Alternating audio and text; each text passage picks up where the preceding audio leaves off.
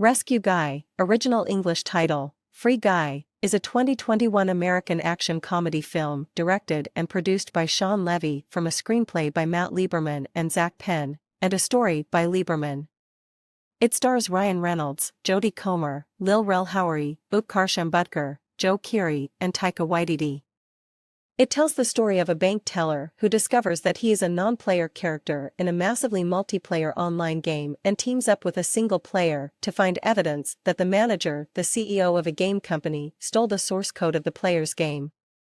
Free Guy premiered at the Piazza Grande section of the 74th Locarno Film Festival in Switzerland on August 10, 2021.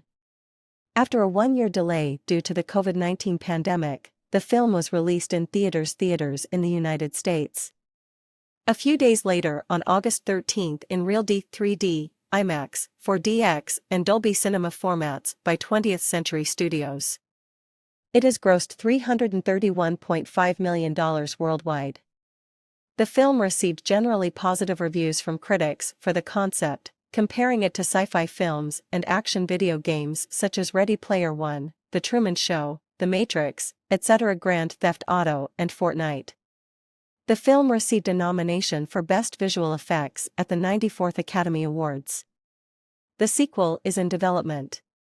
Guy is a non-player character, NPC, in Free City, a massively multiplayer online role-playing video game, MMORPG, developed by Tsunami Studio.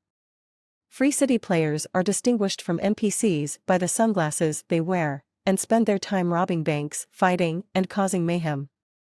Unaware that the world they live in is a video game, Guy and the other NPCs are mostly oblivious to the chaos caused by the players while living their scripted lives.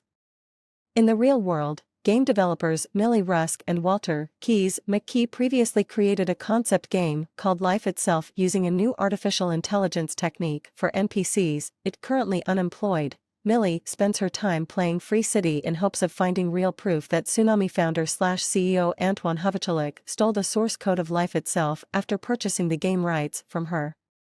Keys, who currently works for Tsunami, sympathizes, but refuses to help because of his NDA. Guy works as a bank teller with his best friend, security guard Buddy. After Millie's Molotov Girl avatar caught his attention by singing his favorite song Fantasy, he began to deviate from his show, shocking Buddy when he accidentally shot a player wearing a skull mask robs a bank and walks away with sunglasses. Now accessible to the player's view of the game, Guy visits new areas and eventually meets Millie at the Revengeman Buttons warehouse, where proof of her source code is kept. Thinking Guy is a new player, she advises him to level up after their first break-in attempt fails. Guy quickly progressed in the game by completing quests well. Keys and his colleague Mauser, believing Guy to be a hacker disguised as an NPC, attempted unsuccessfully to ban him from the game. Eventually, Keys realizes that Guy is actually an NPC. During the development of Life Itself, Keys, too shy to ask Millie, instead codified what he knew about her hobbies into an in-game AI routine, which was eventually included in Free City. This explains why Guy feels attracted to the Molotov Girl. The other NPCs that Guy interacted with also began to develop self-awareness. Informed by Keys, Millie tells Guy the truth about his plight, but he becomes frustrated and cuts off contact, until he talks to Buddy. Guy realizes that something is different from their reality when Buddy helps Guy get specific footage from Revengeman Buttons. The popularity of the Blue Guy threatens Antoine's plans to launch a sequel, Free City 2, so he orders a server restart to temporarily restore the guy's memories. Millie restores his trust by kissing him, and he is able to recall the location of an island containing the ruins of the Life Itself source code. They made their way to the island before the sequel came out and wiped all the old content from the servers.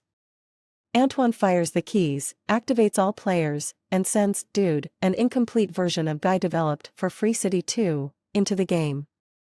Initially overwhelmed, Guy places his sunglasses on Dude, distracting him and allowing Guy to reach the island.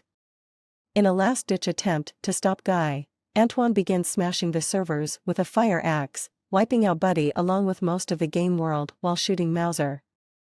Before he can destroy the final server, Millie makes a deal to drop her lawsuit, giving him the rights to her code and transferring the profits from the Free City franchise to him.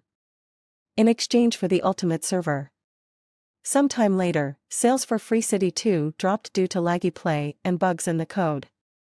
Antoine was embroiled in his assertion that he was a victim of the press.